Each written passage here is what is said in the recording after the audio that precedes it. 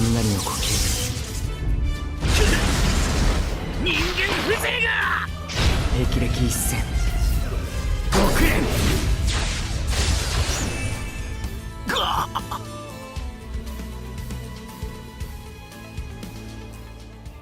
Hey everybody, Band Collectibles here, back for another statue unboxing review for you. I know what you might be thinking, Zenitsu versus the elder brother or the spider demon. It's from season 1, man. What are we doing? This is way from years ago. But today's statue is going to be unlike anything that we've seen on the channel before with the way they bring this fight to life. On the bottom of the base, we will see his name spelled out. And on the very bottom of the base is the house that was strung up that I'm guessing all the spiders did live in. On the very back, we'll see a switch to turn the LEDs on and also a little plug where the AC adapter will go into. The base is riddled with all sorts of details and effects to bring the story to life. We can see some wooden planks flying everywhere, some dust, debris, also some of the poison that the spiders were spitting as well, scattered throughout. The base on the bottom is a disc style, and if you don't cover them up properly, they can be kind of an eyesore, so thankfully we have these effect pieces that do. And with those installed, it gives off that feeling like the house has just been dropped and impacted into the ground. To further bring to life the spider element of everything, we have two spider webs or cobwebs that they did have on here, the bigger and the smaller one.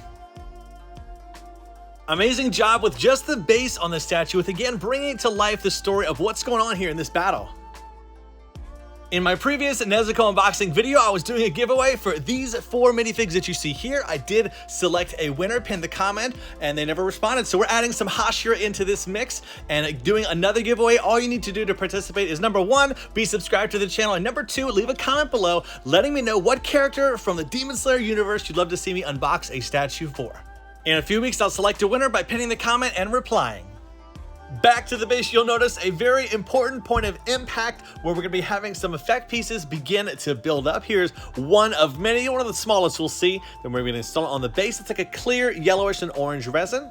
Or should I say translucent resin. And then we have these painted wooden planks that were sculpted separately. Sometimes they have to do this for the shipping process because they might poke out or point out a little bit too much and would risk breaking during that shipment. So many added measures and details to again just bring to life the story of what's going on here. We have some spider legs installed. This is the larger one of the two. They include, you can see how pointed those are. And then we have the individual or solo leg that's going to be installed. And with that, there's also kind of like a little bit of a blood splatter that's going to be on the side there too. All 3 pieces will be attaching to the statue with these small round magnets, and this is pretty much going to wrap up and include the bottom portion of the base. As we move on, we're going to be moving up to this giant pillar of light that's going to act as the backbone of the whole statue. If you look at the bottom, there's an AC adapter, and also in the center, it's like they casted inside of it an LED strip. So crazy cool how this is going to light up. I wanted to show this off first. It's kind of one of the last things you install, but you got to see how good this looks. This is the AC adapter we're going to use to power things. And with that plugged in, we'll go ahead and press the black button once to put it in the on position, and absolutely glorious. One of the brightest LEDs I've ever seen installed on a statue. Unfortunately, we do have to pull this out for now to install some other effect pieces like the giant moon in the background. Have a piece of wood in the center that's going to secure Zenitsu in there later. And then some awesome details shaded all throughout the moon. Of course, in the episode, this is way up in the sky, but they brought it a little bit down low for artistic purposes and also just to kind of support the statue. That's how they're powered on the bottom.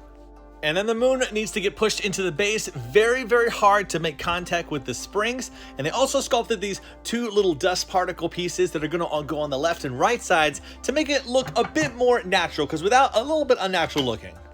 This is a little sus though, because when I plugged in the moon, it should have turned on immediately. So I'll press it on and off a few times. Still not working. Let's pull the moon out, check the AC adapter, which is blue, so power is going to it. Push it back in, and we'll twist this around a little, press a little bit harder, and there it is. Absolutely glorious looking. This moon is incredible. I can't believe how they got it to light up like an actual moon in the sky.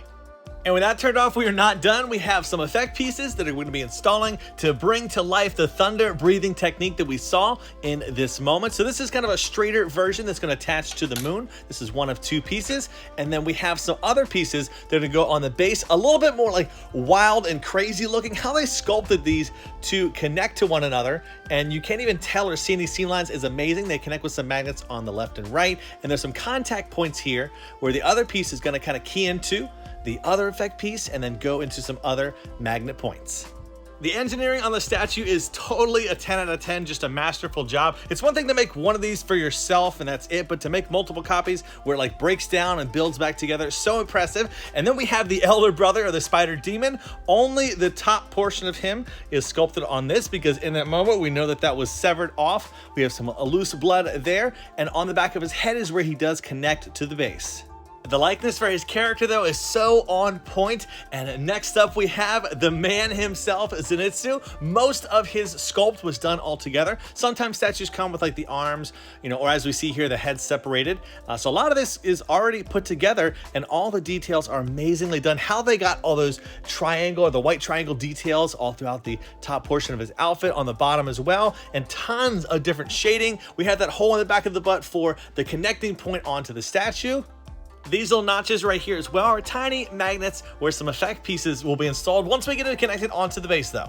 Which I'm not gonna lie, is a bit terrifying to connect them on there, but there's a steel rod that goes into that back section, and so he is safe and secure, thankfully. And here are those little effect pieces that I mentioned before. There's like 4 or 5 of them in total that connect on there, and kind of a cool little addition that adds to the dynamic feel or flow of the statue. The studio also included 3 different head sculpts. We have the first one here where he is sleeping. Take a closer look at the hair on here, how it's shaded and very, very well done. That's how it looks attached. The second one is going to be him where he's awake and we can see the poison is beginning to take effect on his cheeks. My personal favorite though is going to be option number 3 where the eyes are completely white looking, just like in the moment for the series. So we'll see how they all 3 look together. Number 1, there's number 2, and number 3. Time to dim the lights and see how this all looks coming together. With the moon turned on and that yellow spike thunder piece connected, it really brightens up and brings out all the clear yellow resin pieces.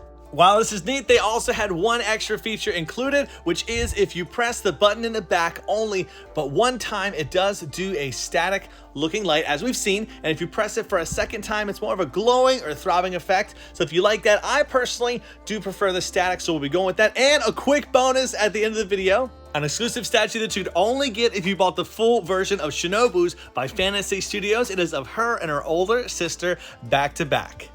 Between YOYO Studio, who made the statue of Zenitsu today, and Fantasy Studio, who makes not only this bust, but a whole line of Demon Slayer statues, specifically the Hashira, look forward to seeing a bunch more on the channel, maybe some Tengen in the near future. Let me in the comments below who you look forward to seeing the most.